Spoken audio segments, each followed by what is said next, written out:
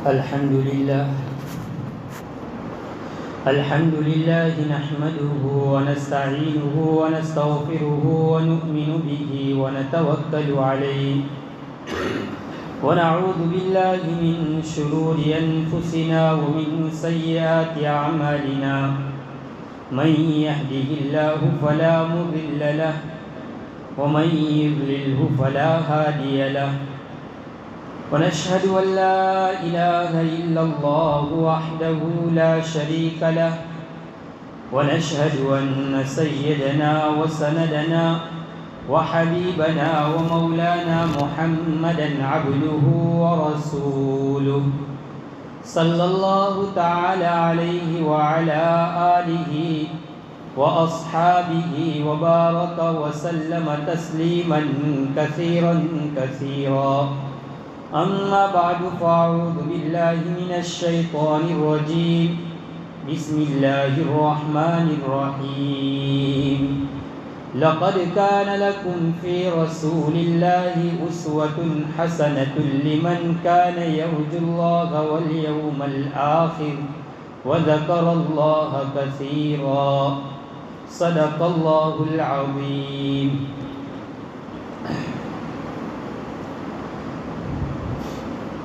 واجب الاحترام میرے اسلامی اور دینی بھائیوں، دوستوں اور بزرگوں اور گھروں میں سننے والی معزز خواتین، مائیں اور بہنیں، ہم بہت ہی بابرکت اور باسعادت مہینے سے ہم گزر رہے ہیں. ربیع الاول کا مہینہ ہے. یہ اس اعتبار سے بڑا ہی بابرکت اور باسعادت مہینہ ہے کہ اسی ماہ مبارک میں نبی اکرم صلی اللہ علیہ وسلم دنیا میں تشریف لائے اور اسی ماہ مبارک میں آپ صلی اللہ علیہ وسلم اپنی امت کو روتے ہوئے بلکتے ہوئے چھوڑ کر رخصت ہو گئے. اس ماہ مبارک میں آپ صلی اللہ علیہ وسلم کی ولادت باسعادت، آپ کی یہ ولادت اس ماہ مبارک میں یہ حقیقی بہار ہے کائنات میں. دنیا میں، کائنات میں آپ کا وجود ہم سب کے لیے بہت ہی بابرکت ہے. ربیع الاول، ربیع کہتے ہیں بہار کو. بہار کا موسم آتا ہے تو پیڑ پودے، درخت، زمین سب لہلہانے لگتی ہے، سب سرسبز و شاداب ہو جاتے ہیں. لیکن بعد میں اسی کے اوپر خزاں کا موسم اور خزاں کا وقت آتا ہے کہ پتے جھڑ جاتے ہیں، درخت اور پودے سب سوکھ جاتے ہیں اور زمین مردہ ہو جاتی ہے. مگر نبی اکرم صلی اللہ علیہ وسلم کی ولادت باسعادت کے ذریعے کائنات میں جو بہار آئی ہے، انشاءاللہ قیامت تک اب کبھی اس کے اوپر خزاں کا سال اور خزاں کا وقت آنے والا نہیں ہے. میرے بھائیوں، یہ مہینہ بلکہ پوری زندگی ہم نبی اکرم صلی اللہ علیہ وسلم کے جو ہمارے اوپر احسانات ہیں، ہم ان احسانات کو ہم اپنی طرف سے تو کیا، ساری کائنات مل کر بھی آپ کے احسانات کو ادا کرنا چاہے تو کوئی ادا نہیں کر سکتا. تو یہ مختصر سے وقت میں نبی اکرم صلی اللہ علیہ وسلم کا ذکر، آپ کا ذکر گویا آپ کا ذکر کرنا ہمارے لیے عبادت ہے، آپ کا تذکرہ کرنا ہمارے لیے سعادت ہے، اور آپ کو یاد کرنا یہ ہمارے لیے بھلائی ہے. آپ کو یاد کرنا اور آپ کو بھول جانا یہ ہمارے لیے بے وفائی ہے. میرے بھائیوں، ایک سوال ہے، اگر کوئی ہم سے ایک سوال کرے یا ہم کسی سے کوئی سوال کرے کہ نبی اکرم صلی اللہ علیہ وسلم کی ذات مبارک اور آپ صلی اللہ علیہ وسلم کیسے تھے، یا ہم خود اپنی ذات سے یہ سوال کریں کہ پیارے آقا صلی اللہ علیہ وسلم کیسے تھے، تو ہم کہیں گے کہ نبی اکرم صلی اللہ علیہ وسلم کی ذات بابرکت اس کائنات میں سب سے زیادہ بابرکت ہستی کے مالک تھے۔ ابھی آپ کی پیدائش نہیں ہوئی، ابھی آپ کی ولادت نہیں ہوئی کہ اللہ تبارک و تعالیٰ نے آپ کی برکتیں دنیا کے اندر میں ظاہر کرنا شروع فرما دی۔ ابھی تو آپ کی پیدائش بھی نہیں ہوئی۔ آپ کی پیدائش تو اصحاب فیل کے سال ہوئی، اصحاب فیل یعنی ہاتھیوں والا سال، کہ جس وقت نبی اکرم صلی اللہ علیہ وسلم کی پیدائش کے 40 یا 50 دن پہلے اس دنیا کے اندر میں ایک حیرت انگیز واقعہ رونما ہوا کہ ایک ظالم بادشاہ ابرہہ نام کا وہ اپنی فوج اور لشکر لے کر اللہ تبارک و تعالیٰ کے گھر کو گرانے کے لیے وہ روانہ ہوا اور نکلا۔ اس وقت مکہ کے لوگ اور عرب کے لوگوں میں اتنی طاقت نہیں تھی کہ وہ ان کا مقابلہ کر سکے۔ یہ اللہ تبارک و تعالیٰ کے گھر کو گرانے کے لیے نکلے تھے۔ اللہ تبارک و تعالیٰ نے اس کا تذکرہ قرآن کریم کے اس چھوٹی سی سورت 30ویں پارے میں أَلَمْ تَرَ كَيْفَ فَعَلَ رَبُّكَ بِأَصْحَابِ الْفِيلِ میں ذکر فرمایا۔ لیکن مجھے اس وقت جو کہنا ہے وہ یہ ہے کہ ابھی وہ اپنے لشکر کو لے کر نکلا تھا، اللہ نے چھوٹے چھوٹے پرندوں کے ذریعے اس کو ہلاک کر دیا، اس کو تباہ کر دیا، اس کو برباد کر دیا۔ یہ واقعہ نبی اکرم صلی اللہ علیہ وسلم کی برکتوں میں سے ایک برکت ہے۔ اس واقعے کا رونما ہونا اور یہ واقعے کا پیش آنا نبی علیہ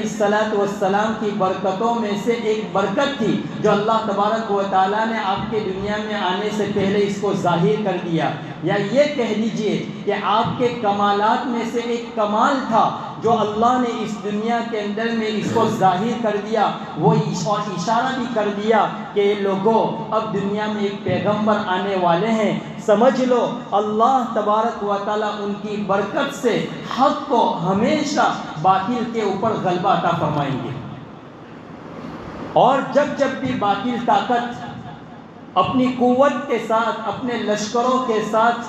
اہل حق کے مقابلے کے لیے اٹھے گی، اللہ تعالیٰ نے اسی آیت کو اس واقعے میں ہمیں اشارہ کر دیا کہ اگر اہل حق کے پاس طاقت بھی نہیں ہوگی اور ان کے پاس لشکر بھی نہیں ہوں گے، پھر بھی اللہ تبارک و تعالیٰ اپنی قدرت کاملہ کے ذریعے اللہ تعالیٰ باطل طاقت کو تہس نہس کر دے گا۔ بہرحال میرے بھائیوں، نبی علیہ السلام کا دنیا میں پیدا ہونے سے پہلے اللہ تبارک و تعالیٰ نے آپ کی برکتیں ظاہر فرما دی۔ حضرت آمینہ نے ایک خواب دیکھا، اللہ تبارک و تعالیٰ نے انہیں ایک خواب دکھلایا کہ ان کے وجود میں سے، ان کے بدن میں سے ایک نور نکلا اور وہ نور چہار دانگ عالم مشرق و مغرب تک اس کو پہنچا دیا، یہاں تک کہ ایران، کسرا اور ملک شام کے محلات آپ کے اس نورانیت اور آپ کے اس برکت کی وجہ سے وہ روشن نظر آنے لگے۔ میرے بھائیوں، یہ بات بالکل حقیقت ہے کہ نبی علیہ السلام کی ذات بابرکت اس کائنات میں سب سے زیادہ نورانیت والی ہو سکتی ہے۔ کسی اور کی ایسی نورانیت والی ذات کس کی ہو سکتی ہے؟ یہی وجہ ہے کہ قرآن کریم میں اللہ تبارک و تعالیٰ نے آپ کو سراجا منیرا کہا، آپ کو سراپا نور کہا، آپ سراپا بابرکت تھے، اور فرمایا کہ قد جاءکم من اللہ نور و کتاب مبین، اے لوگوں تمہارے پاس ہم نے اللہ نے تمہارے پاس ایک رسول کو بھیج دیا ہے اور ایک روشن اور واضح کر دینے والی کتاب کو بھی بھیج دیا ہے۔ آپ علیہ السلام ابھی دنیا میں تشریف لائے، آپ کی برکتیں ظاہر ہو رہی ہے، آپ کی ولادت باسعادت ہوئی کہ کسرا کے جو 14 کنگورے تھے ایران کے وہ گر گئے۔ ملک مجوسی کے اندر میں ایران میں جو 1000 سال سے جو آگ جل رہی تھی آتش کدہ میں، جہاں آگ جلائی جاتی ہے، فرمایا وہ آنن فانن بجھ گئی، اور یہ اشارہ کر دیا کہ اب اس دنیا کے اندر میں ایک ہی رب کے سامنے تم اپنے سر کو جھکاؤ گے، کسی اور کے سامنے تم اب سر جھکا نہیں سکتے۔ میرے اور آپ کے آقا محمد رسول اللہ صلی اللہ علیہ وسلم ابھی تھوڑے سے بڑے ہوئے ابھی آپ دنیا میں آپ پیدا ہوئے اور دنیا میں آپ کا وجود ہوا، جب آپ نے آنکھیں کھولی تو آپ کے سر سے یہ آپ کے والد کا سایہ اٹھ چکا تھا۔ دنیا میں آنے سے پہلے ہی اللہ تبارک و تعالیٰ نے آپ کے والد کے سائے کو اٹھا لیا۔ آپ یتیمی کی حالت میں پیدا ہوئے۔ اگر انسان غور کرے کہ اللہ نے آپ کو یتیمی کی حالت میں کیوں پیدا کیا، اللہ نے آپ کو یتیمی کی حالت میں کیوں پیدا کیا، اس میں ایک بڑی حکمت اور مصلحت ہے۔ اللہ تبارک و تعالیٰ چاہتے ہیں کہ اس کائنات میں میرا کوئی محبوب ہو تو ایک ہی شخصیت ہو، اس کائنات میں ایک ہی ہستی ایسی ہونی چاہیے کہ جس کے سر کے اوپر محبوبیت کا تاج سجایا جائے۔ اس کائنات میں ایک ہی ذات گرامی ایسی ہو جو سب سے بلند و بالا اور سب سے برتر ہو۔ اس لیے اللہ نے آپ کے والد کو اس دنیا سے اس لیے اٹھا لیا کہ اگر خدا نخواستہ اگر یہ ممکن ہو سکتا کہ اگر آپ کے والد زندہ رہتے تو اگر ہو سکتا کہ کوئی اور اولاد بھی پیدا ہوتی۔ اور آپ کو معلوم ہے جب چند بھائی ہوتے ہیں تو بھائیوں کے درمیان مماثلت اور مشابہت ہوا کرتی ہے، اللہ نہیں چاہتے تھے، اس لیے اللہ نے آپ کے والد کو آپ کے دنیا میں آنے سے پہلے ہی اٹھا لیا اور یہ فرمایا میرا محمد جیسا اس کائنات میں کوئی نہ ہو۔ میرے محمد کے اندر میں جو کمالات ہے ایسے کمالات کسی میں نہ ہو۔ میرے محمد کے اندر میں جو حسن و جمال ہے ایسا حسن و جمال کسی میں نہ ہو۔ میرے محمد کی جو شکل و صورت ہے ایسی شکل و صورت کائنات کے کسی انسان میں نہ ہو۔ اس لیے اللہ تبارک و تعالیٰ نے آپ کو بے مثال شخصیت بنا کر دنیا میں آپ کا وجود بخشا۔ تھوڑے سے بڑے ہوئے، چند سال کی عمر ہوئی کہ اللہ تبارک و تعالیٰ نے آپ کے والدہ کو بھی اٹھا لیا اور آپ کو بالکل بے سہارا کر دیا۔ اللہ نے قرآن کریم میں اسی کی طرف اشارہ کرتے ہوئے خود جناب رسول اللہ صلی اللہ علیہ وسلم سے فرمایا أَلَمْ يَجِدْكَ يَتِيمًا فَآوَىٰ، کیا ہم نے آپ کو یتیمی کے سہارے اور یتیمی نہ پایا پھر ہم نے آپ کو ٹھکانہ عطا کیا، یعنی ہم نے آپ کو یتیمی کی حالت میں پیدا کیا پھر ہم نے آپ کو ٹھکانہ دیا۔ اے محمد ذرا یاد رکھنا کہ تم یتیمی کی حالت سے تم گزر کر آئے ہیں، یتیمی کی کیفیت اور یتیمی کی حالت سے ہم نے آپ کو گزارا ہے، اس لیے کہ اس کائنات کے اندر میں بہت سارے بچے ایسے ہوں گے جو یتیم ہوں گے، وہ آپ کے پاس آئیں گے، ان کو جھرک نام نہیں۔ اسی لیے قرآن کریم میں اسی سورۃ الضحیٰ کے اندر میں آگے فرمایا فَأَمَّا الْيَتِيمَ فَلَا تَقْهَرْ،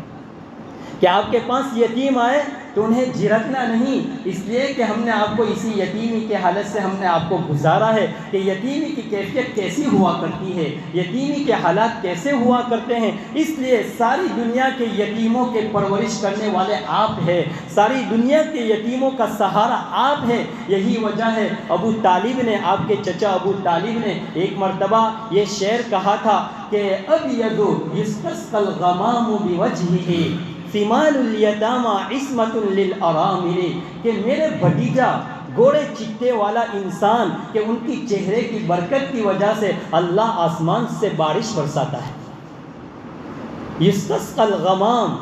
ابیض یستسقی الغمام بوجہہ ثمال الیتامی، فرمایا یہ یتیموں کا سہارا ہے اور بیواؤں کو ٹھکانہ دینے والا ہے۔ یہی ابو طالب مکہ کے اندر میں نبی اکرم صلی اللہ علیہ وسلم یہ اس وقت یہ شعر کہے تھے، ابھی نبی علیہ السلام کو بعثت نہیں، یعنی حضور کو نبوت نہیں ملی تھی، آپ بہت چھوٹے تھے، اس وقت یہ شعر کہہ رہے ہیں۔ ایک مرتبہ نبی علیہ السلام، بخاری شریف جلد اول کی روایت ہے کہ حضور پاک صلی اللہ علیہ وسلم خطبے کے اوپر بیٹھ کر آپ منبر کے اوپر تھے اور خطبہ دے رہے تھے کہ ایک صحابی کھڑے ہو گئے، یا رسول اللہ صلی اللہ علیہ وسلم بادل نظر نہیں آتے، فرمایا بارش کا کوئی نام و نشان نہیں ہے، ہمارے مویشی مرتے جا رہے ہیں، گھر میں فقر و فاقہ ہے اور کھانے کی بہت تنگی ہو رہی ہے، آپ دعا کر دیجئے نا کہ اللہ تبارک و تعالیٰ بارش برسائے۔ نبی علیہ السلام منبر پر کھڑے تھے، اسی حالت میں آپ نے اپنے ہاتھ کو اٹھائے اور اللہ سے دعا کی، آنن فانن اسی وقت آسمان سے بارش شروع ہو گئی۔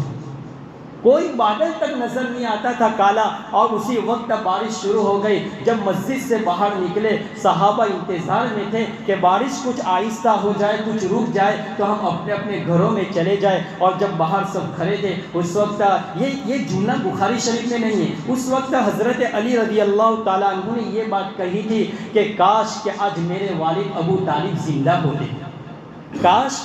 آج میرے والد ابو طالب زندہ ہوتے۔ اس وقت نبی اکرم صلی اللہ علیہ وسلم مسکرائے اور یوں کہنے لگے حضرت علی سے کہ تم اس شعر کی طرف اشارہ کرنا چاہتے ہو، ابید یستسقی الغمام بوجہہ ثمال الیتامی عصمۃ للارامل، تم اسی کی طرف اشارہ کرنا چاہتے ہو کہ میرے چچا نے یہ شعر کہے تھے میرے بارے میں کہ میرا بھتیجا تو ایسا گورے چٹے انسان ہے کہ اس کے چہرے کی برکت سے اللہ آسمان سے پانی اور بارش برسا دیتا ہے۔ حضرت علی مسکرائے، یہی ہاں جی۔ اور بخاری شریف یہ جملہ نہیں، اب آگے بخاری شریف میں ہے کہ پورے ہفتہ مسلسل بارش ہی برستی رہی، یہاں تک کہ پورے بستی میں، پورے مدینہ کے اندر میں اور سب جگہ کے اوپر گلی نالوں سب پانی سے بھر گئے۔ دوسرے ہفتے جب جمعہ کا وقت آیا، نبی علیہ الصلوۃ والسلام خطبہ دے رہے تھے، وہی صحابی دوبارہ کھڑے ہو گئے، فرمائے یا رسول اللہ آپ دعا فرما دیجئے کہ اللہ تعالیٰ بارش کو روک دے۔ نبی علیہ الصلوۃ والسلام مسکرائے کہ تم شکایت بھی کر رہے تھے کہ بارش نہیں ہو رہی ہے اور اب یہ کہہ رہے ہیں کہ بارش بہت زیادہ ہو گئی، اب رک جائے۔ اس وقت حضور نے پھر اپنے ہاتھ اٹھائے اور یہ دعا فرمائی، اللہم حوالینا ولا علینا، اے اللہ اس بارش کو ہمارے ارد گرد پہنچا دیجئے، ہمارے اوپر اب نہ ہمیں ضرورت نہیں ہے، دوسروں تک اس کو پہنچا دیجئے۔ میرے بھائیوں، یہ نبی اکرم صلی اللہ علیہ وسلم کی برکات اور یہ آپ کے سب کمالات کہ آپ دنیا میں تشریف لائے، ابھی آپ دنیا میں کہ اللہ تبارک و تعالیٰ نے آپ کے آنے سے پہلے آپ کی ساری برکتیں ظاہر فرما دی۔ نبی علیہ الصلوۃ والسلام کی محبوبیت کیا ہے؟ اگر کوئی ہم سے پوچھے میرے بھائیوں، دنیا کے اندر میں اللہ نے سب کو کمال دیا ہے لیکن میرے نبی سے زیادہ کمال کسی کو نہیں دیا۔ ہر انسان محبت کرتا ہے لیکن میرے نبی جو محبت کرتے ہیں، اللہ تبارک و تعالیٰ نے فرمایا کہ میں نے دنیا کے اندر میں سب سے محبت کرتا ہوں، لیکن جو کمالات اور جو محبت نبی علیہ الصلوۃ والسلام سے فرمائی کہ اللہ نے محبوبیت کا کمال اور محبوبیت کا تاج آپ صلی اللہ علیہ وسلم کے سر کے اوپر رکھ دیا،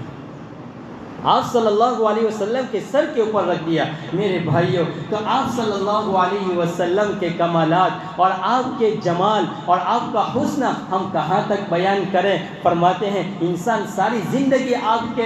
کی سیرت بیان کرتا رہے اور تھک جائے، لیکن حضور پاک صلی اللہ علیہ وسلم کے کمالات کو کوئی نہیں بیان کر سکتا۔ آپ صلی اللہ علیہ وسلم کیسے تھے؟ تو ہم کہیں گے کہ آپ صلی اللہ علیہ وسلم اس روئے زمین کے اوپر، اس کائنات میں سب سے زیادہ باحیا انسان تھے، سب سے زیادہ عفیف انسان تھے، سب سے زیادہ عبادت گزار انسان تھے۔ آپ کی حیا کا یہ عالم تھا کہ بخاری شریف میں یہ کتاب جلد اول کے اندر میں ہے کہ جب کفار مکہ اور قریش مکہ نے جب بیت اللہ کی تعمیر کرنا شروع کی اثر نو، تو حضرت عباس رضی اللہ تعالیٰ عنہ آپ کے چچا حضرت نبی کریم صلی اللہ علیہ وسلم کو ساتھ لے کر وہ پتھر اٹھا رہے ہیں۔ حضور پاک صلی اللہ علیہ وسلم معصوم تھے، بہت معصوم تھے، حضرت نبی کریم صلی اللہ علیہ وسلم بھی پتھر اٹھا رہے تھے۔ آپ کے چچا نے کہا بھتیجے محمد آپ اپنا تہبند اتار دیجئے اور اپنے تہبند کو اپنی پیٹھ کے اوپر اپنے کاندھے پر رکھ دیجئے اور اس کے اوپر پتھر رکھیے، مجھ سے نہیں دیکھا جاتا آپ کا یہ جسم لہو لہان اور چھیلا جا رہا ہے۔ نبی علیہ الصلوۃ والسلام ابھی تہبند اتارنے ہی پائے تھے کہ آپ وہیں بے ہوش ہو گئے، آپ وہیں بے ہوش ہو گئے اور آپ کے بدن اور آپ کے سطر کو کسی نے نہیں دیکھا، یہاں تک کہ فوراً آپ نے اسی بے ہوشی کی حالت میں فوراً اپنا تہبند اپنے سطر کو چھپا لیا، یہ اس لیے کہ اللہ تبارک و تعالیٰ نے آپ کے سطر تک کی حفاظت کی۔ اتنے باحیا انسان تھے ہمارے آقا محمد رسول اللہ صلی اللہ علیہ وسلم۔ حضرت عائشہ صدیقہ رضی اللہ تعالیٰ عنہ فرماتی ہے میں نے اپنی زندگی میں میرے آقا سے زیادہ باحیا کسی کو نہیں دیکھا، فرمایا اتنے باحیا تھے کہ ایک کوانی لڑکی سے بھی زیادہ باحیا تھی۔ کہا جب عورتیں مسئلے مسائل پوچھنے کے لیے آتی، میرے آقا صلی اللہ علیہ وسلم اپنے سر کو نیچے سے اوپر تک نہیں اٹھاتی، ایسے باحیا انسان تھے حضور پاک صلی اللہ علیہ وسلم. ہم سے اگر کوئی پوچھے ہمارے آقا صلی اللہ علیہ وسلم کیسے تھے تو ہم یہ کہیں گے کہ حضور پاک صلی اللہ علیہ وسلم سب سے زیادہ اللہ تبارک و تعالیٰ کی بزرگی کرنے والے، سب سے زیادہ اللہ کی عبادت کرنے والے اس روئے زمین پر اگر کوئی ہستی گزری ہے وہ میرے اور آپ کے آقا جناب محمد الرسول اللہ صلی اللہ علیہ وسلم تھے. امی جان ماں عائشہ صدیقہ بخاری شریف میں فرماتی ہے بعض مرتبہ پوری رات حضور اتنا لمبا سجدہ فرماتے تھے کہ مجھے یہ خطرہ اور یہ خیال آنے لگتے تھے کہیں میرے آقا دنیا سے رخصت تو نہیں ہو گئے، کہیں میرے آقا دنیا سے رخصت تو نہیں ہو گئے. میں آپ کے پاس جاتی اور آپ کے پاؤں کو پکڑتی اور مجھے محسوس ہوتا نہیں حضور پاک صلی اللہ علیہ وسلم حیات اور زندہ ہے. حضرت عبداللہ ابن عمر رضی اللہ تعالیٰ عنہ فرماتے ہیں میں چھوٹا تھا تو میں اپنی بہن حضرت حفصہ رضی اللہ تعالیٰ عنہ کے گھر گیا، میں نے وہاں رات قیام کیا. میں اس وجہ سے گیا تھا تاکہ نبی کریم صلی اللہ علیہ وسلم کے رات کے معمولات کو دیکھوں. بخاری شریف کے اندر میں ہے کہ نبی علیہ السلام رات کو بیدار ہوئے، حضرت عبداللہ بھی بیدار ہوئے، آپ کے لیے پانی رکھا، لوٹا رکھا اور حضرت عبداللہ رضی اللہ تعالیٰ عنہ حضور پاک صلی اللہ علیہ وسلم کی بائیں طرف آ کر کھڑے ہو گئے، حضور کی بائیں طرف آ کر کھڑے ہو گئے. امام بخاری نے اس سے یہ مسئلہ ثابت کیا ہے کہ اگر دو آدمی نماز پڑھ رہے ہو اور کوئی دوران نماز آ جائے ہمارے ساتھ بائیں طرف کھڑے ہو جائے تو اس کو چاہیے کہ اس کو پکڑ کر سیدھی طرف کر دے، آپ کی نماز فاسد نہیں ہوگی، اس کو سیدھی طرف کر دے. نبی علیہ السلام نے دوران نماز حضرت عبداللہ رضی اللہ تعالیٰ عنہ کو سیدھی طرف کر دیا اور اتنی لمبی رکعت اور اتنی لمبا قیام فرمایا. حضرت عبداللہ ابن عمر فرماتے ہیں میرے دل کے اندر میں ذرا برے خیالات آنے لگے. اور پھر کہا ہے کہ کیا خیالات آنے لگے؟ میرے دل میں یہ خیالات آنے لگے کہ حضور کو چھوڑ دوں اور میں پیچھے بیٹھ جاؤں. مجھے آپ سے یہ عرض کرنا ہے کہ نبی علیہ السلام کے عبادات، آپ کے اخلاق کیسے تھے؟ رات بھر حضرت عائشہ فرماتے جب میری باری ہوتی حضور مجھ سے فرماتے عائشہ اگر آپ کی اجازت ہو تو میں اللہ کے لیے عبادت کرنے کے لیے کھڑا ہو جاؤں، اور اتنا لمبا قیام فرماتے کہ آپ کے پاؤں کے اوپر ورم آ جاتے. حضرت مفتی احمد صاحب فرماتے ہیں ریاض الصالحین کی شرح میں کہ گویا پھٹنے کے قریب ہو جاتا، اور کئی دفعہ ایسا ہے کہ آپ کے پاؤں میں سے خون نکلتا شروع ہو جاتا، خون نکلنا شروع ہو جاتا، اتنا لمبا قیام فرماتے. پھر یوں کہتے تھے افلا اکون عبدا شکورا، کہ کیا میں اپنے رب کا عبادت کر کے اس کا شکر گزار بندہ میں اپنا نام نہ لکھواؤں، کیا میں شکر گزار بندہ نہ بنوں؟ میرے بھائیوں، ہمارے لیے نبی اکرم صلی اللہ علیہ وسلم کی زندگی آئیڈیل اور نمونہ ہے. انشاءاللہ آئندہ ہفتے بھی حضور پاک صلی اللہ علیہ وسلم کے مقام و مرتبہ، حضور صلی اللہ علیہ وسلم کی ذات ہمارے لیے اسوہ ہے. ہم حضور کے کون سے فعل اور ہم حضور کی کیسی اتباع کریں، انشاءاللہ آپ کے حسن و جمال ان سب موضوع کے اوپر انشاءاللہ آئندہ ہفتے انشاءاللہ ہم اس کے اوپر گفتگو کریں گے. اللہ تبارک و تعالیٰ اسی چند اور مختصر اوقات میں ان تذکرہ کرنا میرے بھائیوں یہ عبادت سے بے خالی نہیں ہے. اللہ کی ذات سے امید ہے کہ حضور کا تذکرہ کرنے سے اللہ ہمیں کل قیامت کے دن حضور پاک صلی اللہ علیہ وسلم کی معیت اور آپ کے ساتھ اور آپ کے زمرے میں ہمیں شامل فرمائیں گے، اور آپ کے محبوب امتیوں میں ہمارا بھی شمار ہو جائے کہ ہم ایک انگلی کٹا کر ہم شہیدوں میں نام لکھوا دیں. ہم بھی کہیں گے پیارے آقا سے اللہ کے رسول ہم بھی دنیا میں آپ سے محبت کرتے تھے، آپ کا تذکرہ کرتے تھے. ہمارے لیے ضروری ہے کہ صرف زبان کے حد تک نہ ہو بلکہ ہماری زندگی کا ہر فعل، ہماری زندگی کا ہر قول، ہماری زندگی کا ہر عمل اسوہ رسول کے مطابق ہو. اللہ تبارک و تعالی ہمیں شریعت و سنت کے مطابق زندگی گزارنے والا بنائے. وآخر دعوانا ان الحمد للہ رب العالمین.